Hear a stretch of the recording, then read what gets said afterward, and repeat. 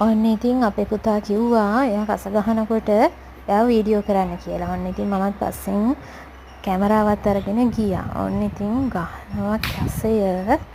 බලන් ඉමුකෝ ඉතින්. හරි. සද්දේ තමයි. ඔන්න බයික් එකකුත් කියන්නේ යාළුවෙකුත් එනවා එයාගේ කසේ අරගෙන අපි බබා ගහන්නයි හදන්නේ. බලමුකෝ ඒකත් ඉතින්.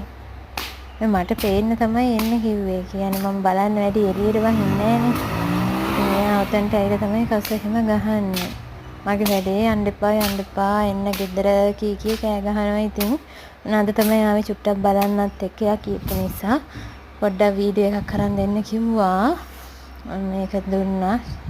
ඒ තමයි යාගේ යාළුවා. කද්දයාට කියන්නේ බත් ඇටයද මොකක්ද එකක් කියනවා. ඒ උනාට අපි කියලා දෙන එහෙම කියන්න එපා පුතේ. ඔය වගේම ළමෙන්නේ කියලා. ඉතින් ඔය බලන්න.